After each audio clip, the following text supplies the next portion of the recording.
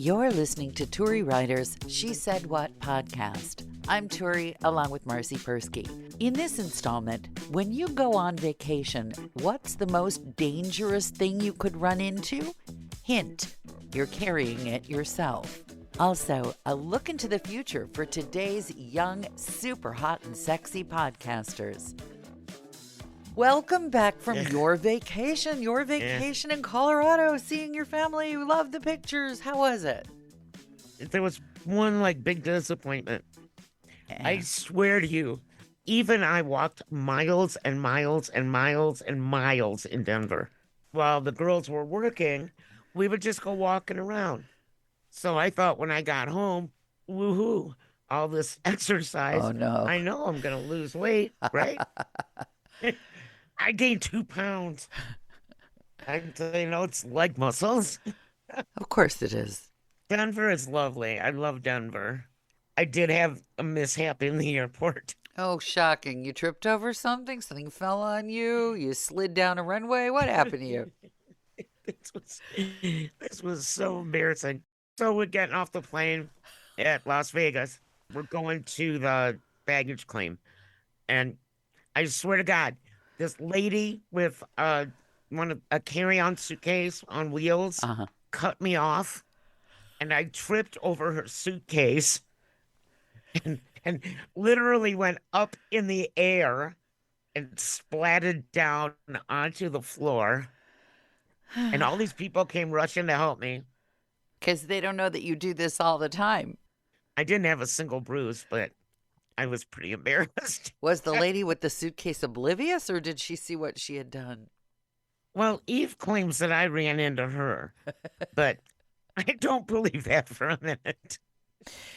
And I would like my doctor to listen to this, because he keeps asking me if I want a bone scan.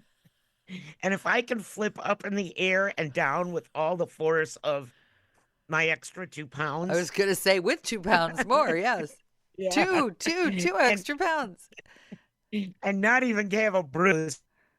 I think that my bones are probably pretty tough. Yeah. I don't need to spend that $1 on the bone scan. Not yet, no. But yeah, that was really the only disaster of the whole trip. We did touristy stuff. We went to the zoo and the aquarium and some funky little tiki bar. But most of the time, it was just kind of hanging out. How about you? Well, regarding your suitcase accident, you've just lived a moment out of my marriage. The spousal unit regularly crosses. He needs a turn signal, this spousal unit. We'll be walking, and then he'll just... We'll have each our little rolling suitcase. I realize some people hate those things, but they've saved my back. I think if the age of middle class people is going up, the average life expectancy, it's probably due to rolling suitcases. I think those have saved me years of good living. When I think of what I used to drag around over my shoulder, it's a wonder I'm not 2 feet tall and sloped to the right. But the spousal unit, when he's navigating someplace like to the rental car or an exit of a terminal, he'll just make a turn right in front of me with the bag behind. And you've got a little bit of momentum going there with the rolling bag. I would say that by the third time that I've nearly or actually walked into those 2 metal poles that connect the handle to the suitcase, I am not a calm person anymore. I at that point, I say, you know what? Get it. Take both bags, and I'll just follow along behind like one of these women from an oppressed country where we all have to walk 10 feet behind. You go right on ahead and maybe crook your head to the left or the right to let me know which way I'm supposed to be angling. It's just a horrible feeling to have somebody just flat turn right in front of you. And if you're only walking, you can correct. But if you've got a big suitcase and that person has a big suitcase, it's a collision and there's nothing you can do about it. I always arrive home from vacation with 2 kinds of bruises. One from smashing into the coffee table of whatever place we're staying, and 2, from smashing into his suitcase as we make our way through the airport. And the worst coffee tables, can I just say, I have a special hatred in my heart for the glass coffee table, which I can never see I until, chipped my tooth on one. yeah, see, until I've actually smacked into it. They're a cruel joke upon those of us, especially, I would like to blame the bifocals, but I can't. I've been walking into glass coffee tables since I was in my 20s. They were fashionable. My parents had one.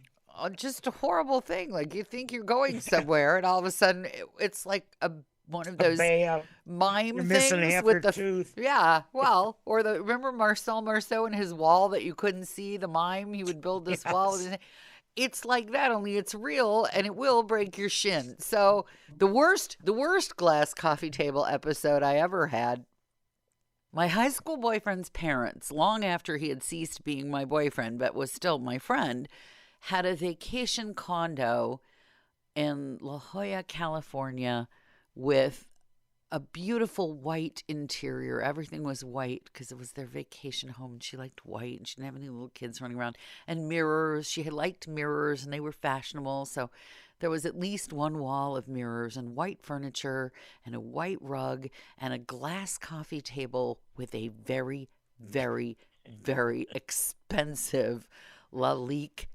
crystal ashtray on it. I don't know if you know about Lalique. Yeah. And this tray, it had like these Lalique sculptures of little dinosaurs around it, and then there were 2 independent freestanding dinosaurs that were. Is this going to end in the finale of a relationship? No, we were no longer dating. We were friends. We were not together anymore. So he was in the bedroom, and I was on the pull-out couch in the living room, and every morning I would wake up and I would get out of the couch bed and I would take 3 steps and slam into that glass coffee table. And then I would dive to catch the flying $1,000 worth of crystal that was headed for the mirror every stinking morning. And on the 3rd day, when I was thoroughly black and blue, I mean, I looked like I should have been taken to the hospital. I looked like I'd been severely beaten. I just said, would it be okay if we took this crystal tray and these 2 little crystal, could we move these somewhere for the duration of my visit? And I think my blood pressure came down significantly after that. I think we put them like on top of the refrigerator or someplace where I couldn't possibly run into them.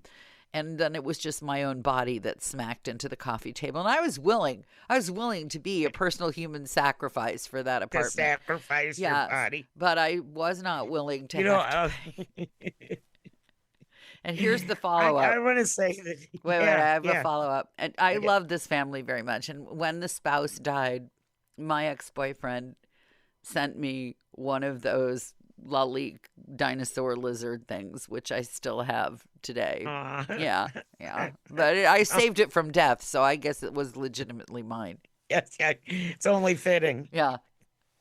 I want to say that since I had my cataract surgery. Yes. I haven't walked into a single screen because that was the pain of my existence for the longest time. I'd be slamming into people's screen doors all the time. Or the ones that are behind the sliding glass door. Yeah. Mm-hmm. You open the glass, you figure you're home free. Whammo. I would walk around with like little screen door patterns on my face. From slamming my face off it. Because that's always what hit first. Yeah. Now I can see them. Yeah, I think that 2 things. First of all, we are definitely not a podcast for the under 20 set or even the under 30 set. We're not, or the coordinated set. Or for anybody athletically. Right, anybody who's an athlete or if you do gymnastics, just don't listen to this podcast. But I'm thinking of all of the emails I get about they're 20-somethings and they went to Harvard and now they sleep with every man and do a podcast about it. And it's the hottest thing. They've got millions of listeners and they're also swimsuit models. And I'm thinking, who's going to listen to this podcast, really? Who? Just wait. A couple of old ladies who walk into glass tables and screen doors. Screen doors. I feel like I want to buy ads on their podcast and go, you think it's all peaches now, don't you? Ha. Haha. You want a little time travel? It's all sex and money. Yeah, Huh? right Just now. wait. And bikini lines. You wanna find out what awaits you when the biggest problem you have is your Brazilian wax? Here, but listen to this podcast. Find out what it's like. Here, have a bathing suit with a skirt. Yeah, bathing suit with a skirt. If you've made it this far, chances are you've been enjoying Turi Ryder's She Said What podcast. In which case, you might also like my book, She Said What? A Life on the Air. You can find that at your neighborhood independent bookstore or on Amazon. Marcy and I really appreciate your good reviews wherever you care to leave them. Your kind words help the podcast grow. Thanks.